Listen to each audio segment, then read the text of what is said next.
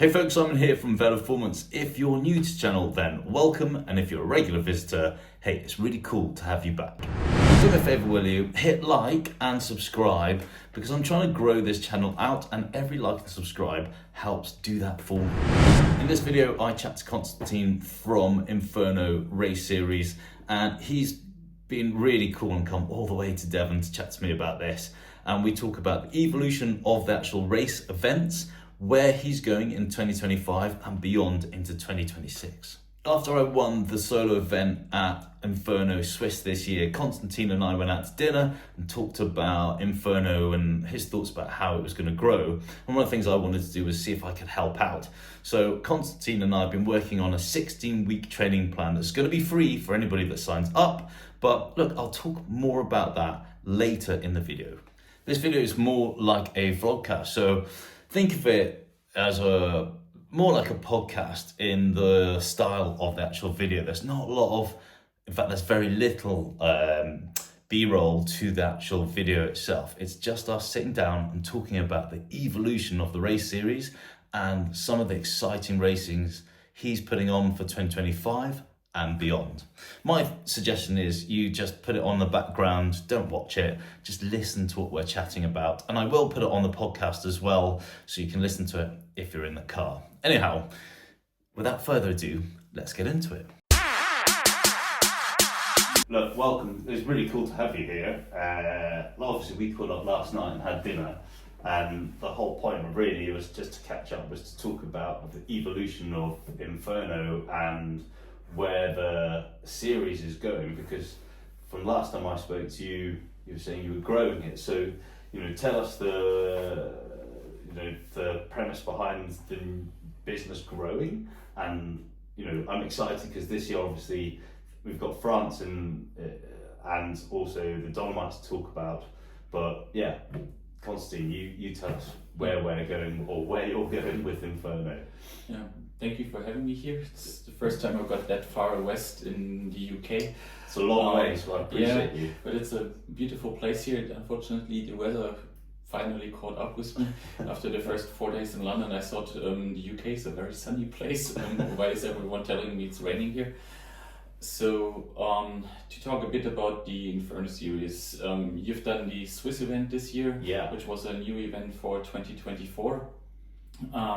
The Inferno series as a whole, as a one event thing, is much older. A small boutique bicycle store and travel company in Geneva called Bicyclists started in 2019. And then they were unfortunately obviously hampered in the first years by the pandemic, with travel restrictions on if you could stay in hotels and so on. And I got gradually more involved with the Inferno event, or the Bicyclette Inferno as it used to be called, by first working for Bicyclette on their social media, doing some photos for them, and for 2023 then got in touch with Moods bikes from the US, who brought their bikes and GCN along last year, which allowed us to grow the events quite a bit for 2024. Bicyclette, for a number of reasons, couldn't or didn't really want to continue with the events. They're trying to concentrate on their core business as a bike travel and company and bike store, and essentially took over the organization completely now, and we're creating a limited company under Swiss law, and we're still growing the events to, for now, 3 in 2025. So we'll have the Swiss Inferno with 2 stages. So Inferno now is your company. Yeah, which is exciting. It's my company, and I'm also the only one who's really working there more or less on a regular basis. So still quite a small organization.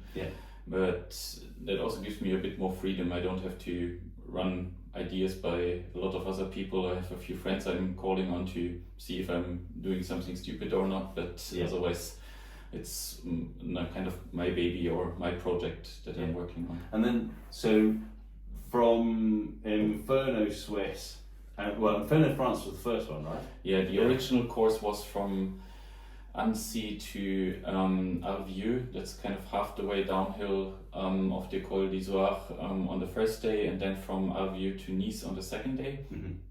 And the change of these places for the overnight stays or the finish was one of the first things that I got involved in, because cycling into Nice on a Saturday afternoon is not necessarily fun, and Alvieux had the disadvantage that he had a quite long and cold downhill at the beginning of the second stage. So that was the original course, and the Swiss event was the first time this year in 2024. We didn't do the actual full course as planned because of the weather. You experienced it yourself. There was quite a bit of snow and wind and rain around, and then the French one was also 2 stages this year, and we'll change the courses up a little bit for the French one next year. The Swiss one, hopefully we do the originally planned course over 2 stages. Then we'll have the French event in early September over 3 stages next year.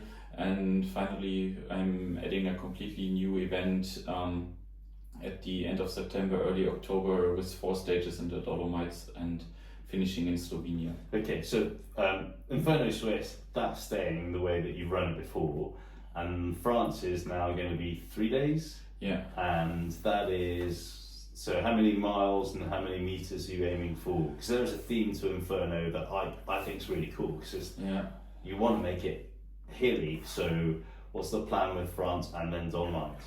So for the French course, we're changing it partly for logistical reasons. In the middle, in the Yestre, there were limited accommodation options. One of the 3 hotels there went out of business last winter, and we needed to find a new place, which also allows us to add a few more of the very iconic climbs in the French Alps. So the first stage will start in Annecy as traditional, but then instead of going over the Col de la Madeleine, head towards the Commet de Rosselin and the Col d'Isaron, the highest climb in the or the highest paved proper pass in the Alps. There's the Cime de la Bonnette on the third stage is slightly higher, but you can avoid it by going over the Col de Restifont, which is a bit lower than the Isaron. Then we'll sleep at the foot of the Telegraph climb, which will be the first one on the second stage, followed by the Galibier, the Col d'Isoire and the Col de Var. And then on the third day we'll have the Cime de la Bonnette as the highlight, the Col Saint-Martin, the Col de Tourigny, and at the very end, Lance Armstrong's famous training climb, the Col de la Madone. Right. Okay. So the climbing becomes slightly less per stage, so they will all be closer to 5,000 than to 6,000 meters, but I think it's still a big challenge doing that over 3 days. Yeah, definitely. I mean, look, you're riding 3 days back to back with over 5,000 meters or close to it each day. That's not insignificant. You know. It's essentially 3 queen stages of the Tour de France, one after each other. That's a good way of looking at it. Then the Dolomites event will also be quite a challenging course. We have in total over 4 stages. We have 720 kilometers and 20,000 meters of climbing. So there, the third day is the only one under 5,000 meters of climbing to give people a bit of a rest. On the third day, we're only doing 4,600 meters, and one of the climbs there is the Monte Zoncolan, which is essentially like riding up a ski slope for the last bit of it. And the Dolomites course has the advantage that on most stages you could also leave out a climb and reach the hotel on your own wheels, so even if you don't make it in the time cut to the very end. Now, when we spoke about this last night, you said there's a couple of climbs where people can do this. It's essentially on all the stages but the first one. On the first one, that doesn't work from the course layout, but on the second stage we'll finish at the Trecime climb. There you could, worst case, if you're not feeling like you can do another climb, or if you're running short of daylight, you can take a right turn and ride directly to the hotel. On the third day there's a smaller climb after the Monte Zoncolan where you could essentially do the same, and on the last stage as well it's possible to leave out the Mangard climb at the very end. Now I think this is a really good idea in the fact that it's very inclusive of people that potentially, so there are going to be people that want to take this on and ride it as strong as they can, but also there are other people that will find this quite full on, and it gives them the option to get to that point and go, I'm just going to leave it there today. And it's still super challenging for anybody riding that ride. Even if you leave out the last climb, you have still over 4,000 meters on the stages. Yeah. And I think that's good to let people know this, because if people are looking and saying, this is a big challenge for me, they know that they've got an option during the day to hit a certain point to go, right, that's me, I'm going back to the hotel.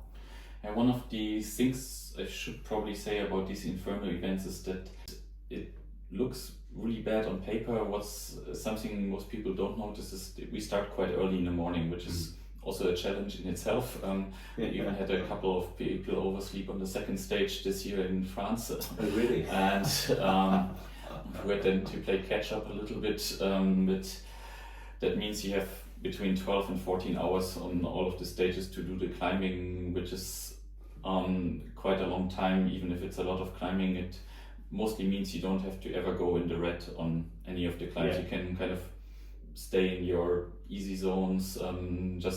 You have to consistently ride for a long time, and that's something you have to get used to and prepared for. It's the thing I like about Inferno is, as much as it's a race and not a race, it's got a really nice community spirit feel. I know when we were doing Switzerland, on the first day when the weather was biblical, everybody just sort of felt like they gelled together a lot, and partly because they were that shared experience.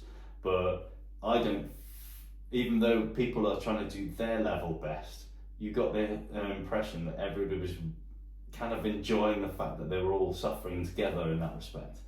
Unlike maybe some of the stage races that you see or stage events that you see.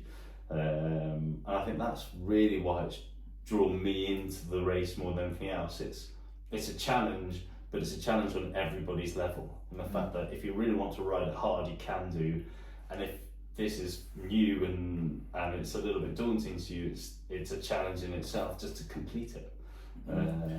I think we are putting a big emphasis on these community aspects. We're keeping the events deliberately small. We are not trying to grow to several hundred participants per event.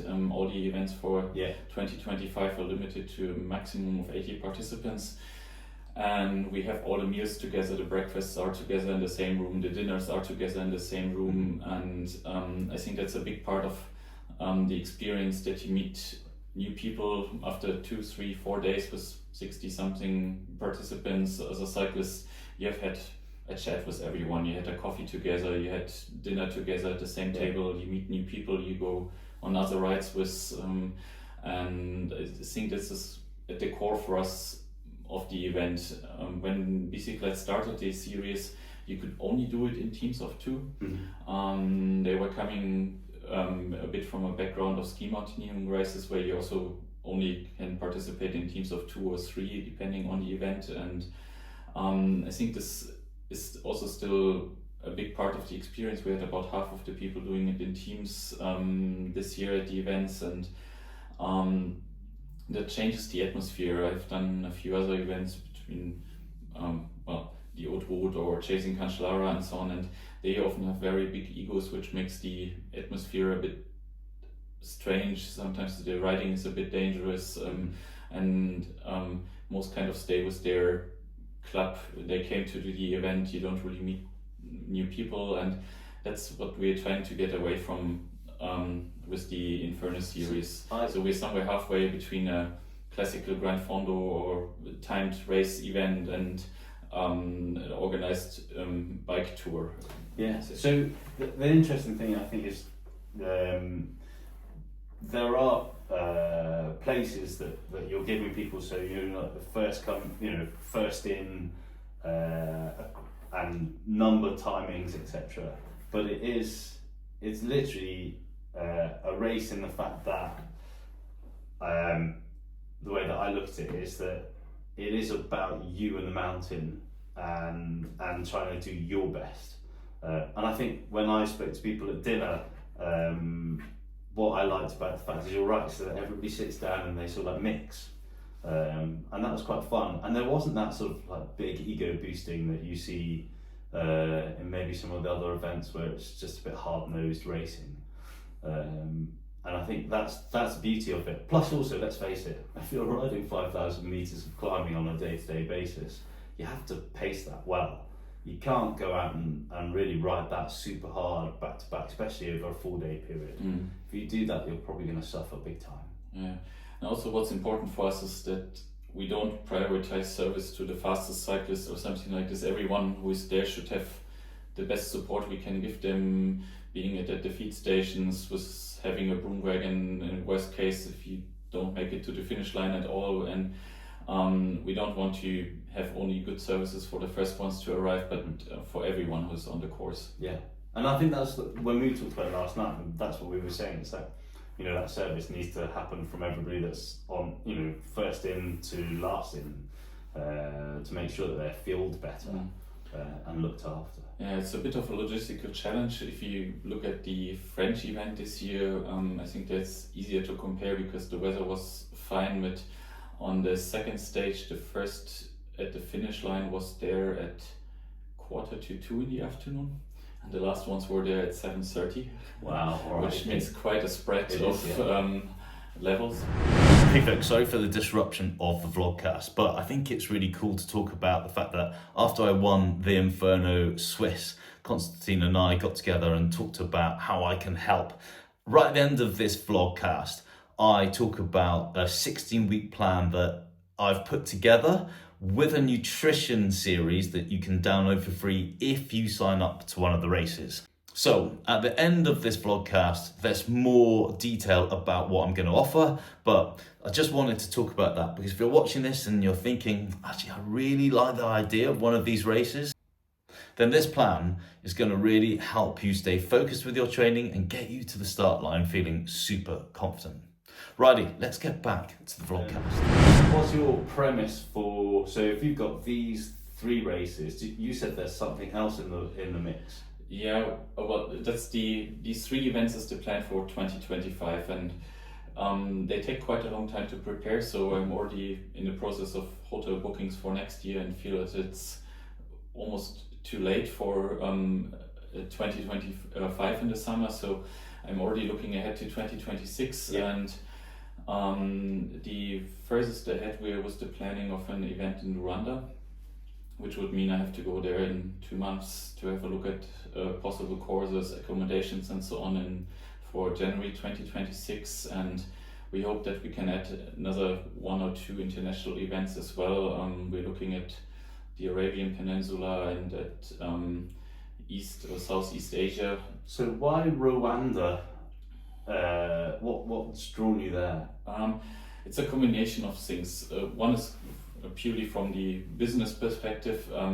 There's already a lot of events in the Alps. You can probably do an event on every Saturday and every Saturday in the Alps all through summer, and you can't even ride them all.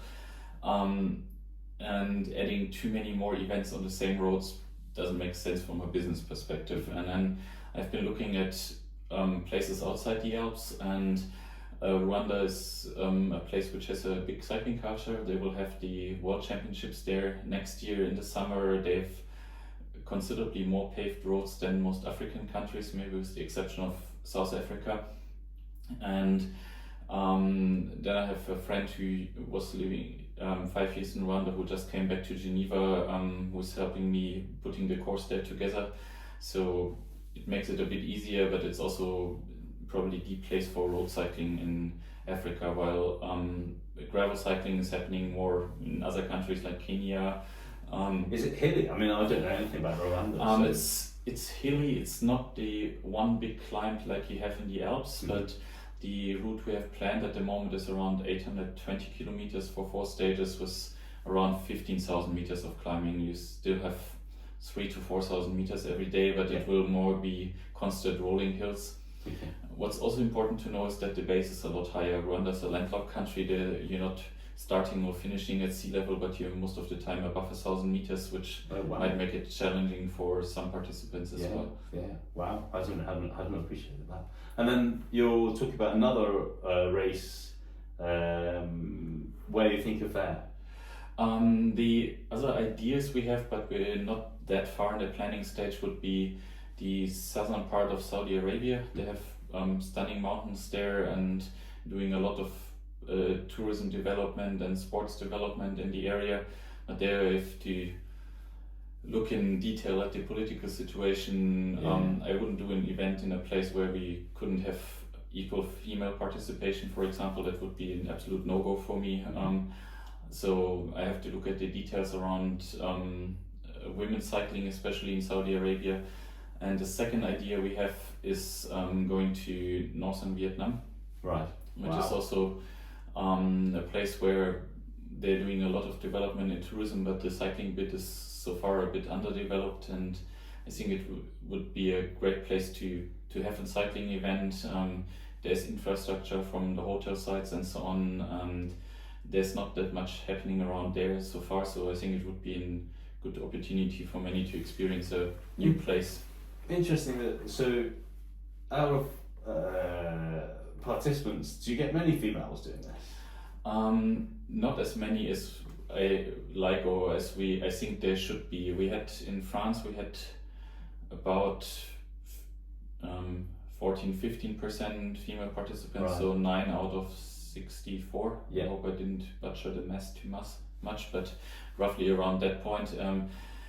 But that's definitely a focus of where I think we need to reach out more to specific parts of the community. Yeah. It's not impossible to do as a woman. We had some very strong female cyclists as well. Severine, who, for example, who has been at the French events now 3 times, who was faster than Sally Richardson of GCM last year on the course. And it's not that it's impossible to do for women or that it's more difficult than for men. It's just I have the feeling many men just sign up because they think, somehow that will work out, I can do this. And most women, I have the feeling, need to be 110% sure that they can actually do it before they consider even signing up. But I'll try also to speak with some women about this. I know it's kind of strange to talk about female cycling if we're 2 men sitting here at the table. I know, but I think it's really important that we do, because it's definitely something we do at Velo, which encourage more females to ride bikes. Yeah, you offer a female colleague as coach. Yes, yeah, exactly. So, and we realised that to try and encourage more people to do, more females to do things like sportives and things of that nature, it's harder because the way that they approach it, like guys will just go and enter an event. Girls are ladies, and I'm not being sexist when I say this, is they think more about other people than they ever do themselves. And I know when I speak to Sue about coaching and the difference of attitudes between females and males between just entering events is very different. But I mean, I think again, one of the reasons I think an event like yours works so well is because it's less macho. And it is a challenge, but I'd encourage anybody who, male or female, to go and do something like this, because it's well run, people are well looked after, there's not that sort of macho kudos tick that everybody wants out of it. It's like, well, I'm turning up to do this, something that's going to be quite a special event, not just from I'm climbing lots of hills. And I don't think you should be put off by that, because I think you're right. Even though it's 5,000 meters of climbing, does it feel like that across a day? Yes and no, but again, you're well supported. That's the thing. I think the hardest thing is getting up early in the morning. To do these events, you have to be fit. But I think people worry about whether they're going to be. I mean, look, from having done it and raced it, it's like you have to be fit, but it's also that durability of being able to do it back in day out. And once you've created a base level of fitness, strength and power, it's just a question of doing it every day and making sure that you feel well. And the beautiful thing about you guys is that you've got the food sorted out well.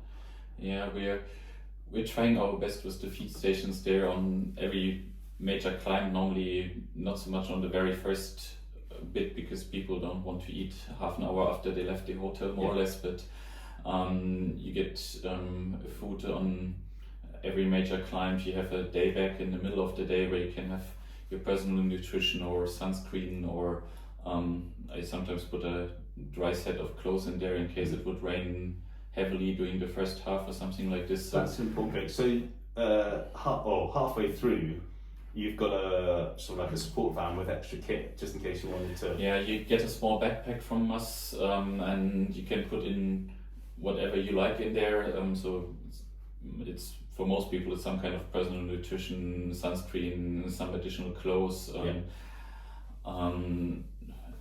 so on. And then you have access roughly halfway through the stage. It doesn't always work exactly halfway point, because if there's no feed station we can't really do it there, but you get it at some point during the stage, and then can either use your personal nutrition, leave your warm jacket you put on in the morning there, adapt to the weather conditions and so on. I think again that extra comfort and that support, I know from doing events like that, by knowing that you've got something that you can get changed into, because it does change in that the weather can get hot pretty quick. By having that in the back of your mind, knowing that you can swap over to different clothes, can make everything just seem that a little bit more bearable when the weather's quite full on. Is there anything in particular that has changed from the 3 races you're putting on this year? I mean, the premise is still make it hilly, right?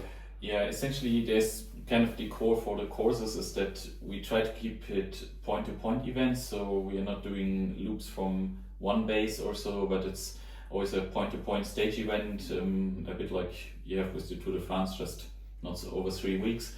All the events will be challenging from the course in terms of climbing. They will not have too much gravel sections. There might be very short bits here and there, or you have some cobbled sections on the Swiss and the Dolomites event where they have put cobbles on the climbs, but it's not an event for gravel cyclists. And we're keeping them also fully supported, so you don't have to worry about sleeping in a gas station like at some other ultra events or so. You will have a bed at night. There will be a proper dinner and so anybody proper watching breakfast. Anybody watching this, basically, the race is set out, and the fact that you're well looked after from the start. You can sort out transfers yourself, or we can sort out transfers with you. And anybody doing the race knows that they can book a room, either shared or individual. The rooms are well looked after, so they're nice rooms, and you've got all your meals sorted, plus extra support on the course. So you don't need to worry about anything of that nature. It's just about turning up and enjoying the event, knowing that they're going to be looked after from start to finish. We can pick you up at the closest airport, so for the Swiss events we'll have a transfer from the Geneva airport, or you can fly into Zurich and take a train directly from the airport to the start, and we drop you, if you want, at the Milan airport afterwards, or bring you back to the starting point. For the French event it will be Geneva and Nice airports, and for the Dolomites to and from Venice airport.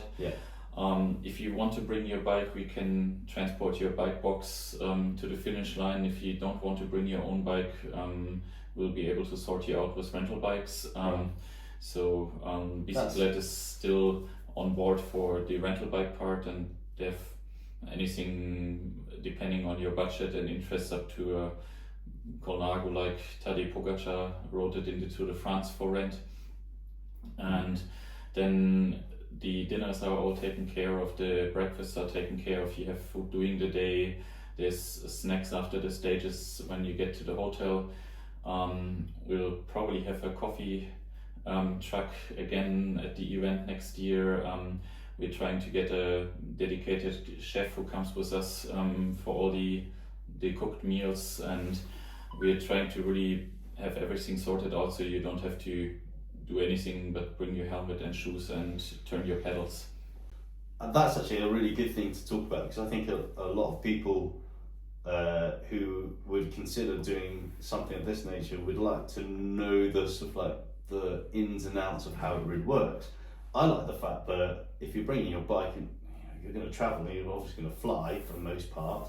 If you're bringing your bike box with you, you know that it's going to be transported to and from, so you can get to and from the airport and get home again, making sure that your bike's going to travel okay. Yeah, just let us know before if you bring a bike box, because we have to count them and have a properly sized van. 20 bike boxes in France was a complete van full of them. So yeah.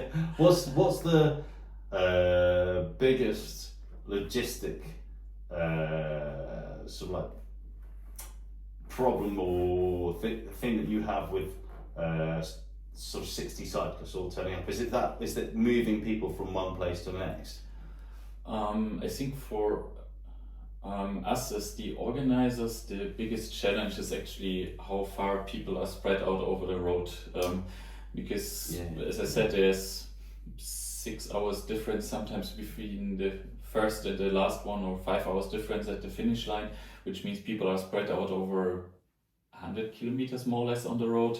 And that also means we can't really have for example, only one team for the feed stations, because they would have to stay way too long on the first one to be at the second one. So there's a lot of planning goes into calculating also driving times for the different support crews. How can they make sure, okay, the first cyclist will probably be at this point at 7:45 in the morning, so there needs to be a team there at 7:30 to have everything ready when they come. And then you have some very strong cyclists signing up, like this year with you, or the two guys who were the fastest on the Swiss event were half an hour faster than anything we thought, and then it becomes a bit stressful to have everything in place by the time they get there. I do remember you saying to the guys, because you slow down a little bit. Yeah. Well, jokingly, but especially the Swiss event was new, so we didn't really know exactly what to expect. I went through the Strava segments before and thought, okay, there's probably no one who goes up this hill like Stefan Küng did, but probably some people who do it faster than I did last year, and then try to calculate the time from that. But on the French one we have a bit more experience, but we had the fastest cyclists so far ever at the French event this year, so they were still about half an hour faster than we expected them to be. Wow. And that's kind of the main challenge from the organization. Booking hotels and so on that takes some negotiations and so on, but it's there's nothing magical about it, but making sure you have such a diverse group of cyclists and that you have the services in place from what they need from in terms of food, drinks, and everything from the first one to the last one. That's the part which takes the most amount of planning. Yeah. And actually, you time people, don't you? So everybody's got a timer or a GPS. Well, we have GPS trackers and we do a timing. They're not the same thing, because the GPS trackers are often in the mountains not the most precise thing if they don't have a phone signal. Yeah. We have the GPS trackers mostly, so either the family and friends at home can follow their family member, or in case something goes wrong, that we know where people are. So at the Swiss event we had a bit of a kerfuffle with a new company where the trackers didn't work as expected, but this allows us normally to see, okay, there's someone who is stationary for half an hour outside the feed station, so they might have had a flat or something like this. So we have in our internal communications, okay, rider number 53 is stuck here at this point. Who is the next car on the course? Is there someone who can check on them? Sometimes it turns out that the tracker didn't update. Sometimes they had a flat, or this year we had a group who was just too hot and went for ice cream. But yeah, it's not a bad option to do if you think, okay, it's 34 degrees and close to overheating. I have one climb left and 4 hours till the time limit, so let's have ice cream. But we checked on them and they were all fine. But that's mainly why we have these GPS trackers. We don't have closed routes that wouldn't make sense for 60 or 70 participants over such a distance, but we're still trying to not lose anyone in the mountains and have everyone I should imagine that, as you say, that is your hardest thing. It's like making sure that 60 participants are all going to get off the mountain. Yeah, that's also the main reason why we have time limits, not necessarily because we don't want you to finish the course, but we don't want anyone out after dark at evening. That's why we have certain time limits, so during the day and then at the last climb, so everyone is at the hotel at a reasonable time before it's pitch black. Cool, good. Well, thank you very much. I love the fact that Inferno is growing. For me, when I'm looking at events, when I was saying to you, it's like this is the sort of event that aligns with the way that I like to do things. It's not so gung ho. It's a challenge, but it's a fun community kind of sort of like relaxed challenge in that space. Yes, I want to ride it. I want to ride it strong, but I think the thing that happens in Inferno Swiss was one of the guys had a bit of an off and hurt himself, and I love the fact that everybody who was up front stopped, made sure that he was okay, waited until we knew the ambulance was coming. There was no sort of like, oh, I need to crack on and we don't care about this guy. It was like, let's make sure that he's okay, and then we will all continue down our sort of like event. And that to me spoke volumes about the people who were coming to do it, and the way that the ethos of the race is run. Yeah. I think it's also maybe good to know that Luki was the first one who in several years of this event now going on had so much as a crash, and he needed a few stitches, and we could pick him up in the same day in the afternoon at the hospital. So it's on open roads you can't really avoid crashes. Even the pros crash, but we're trying our best to reduce the risks. There's on the GPS track you normally have a warning before you come up to a dangerous intersection or a dangerous roundabout, or even sometimes there's certain switchbacks I know from riding them myself, which can be tricky on the downhills.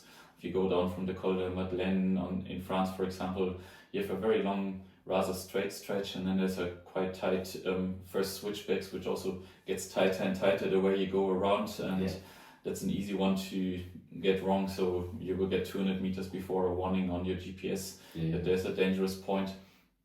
No, I know that. I actually know that descent fairly well. Actually, so you probably know which turn I've been talking about. I've been around that corner a couple of times thinking, oops. And after the first 2 times, I now know where it is. But I think for someone who does it the first time, it's good to have these points as a warning. Or also, if you come up after long downhill to an intersection where you don't have priority, you will get a warning before on the GPS track. Yeah, which is great. Those little things matter, definitely. Sure. But thank you very much for coming. I really appreciate it. It's good to chat about Inferno. I'm excited for next year. Cool. But thank you very much. That's brilliant. Good to have you here. Yeah, my pleasure.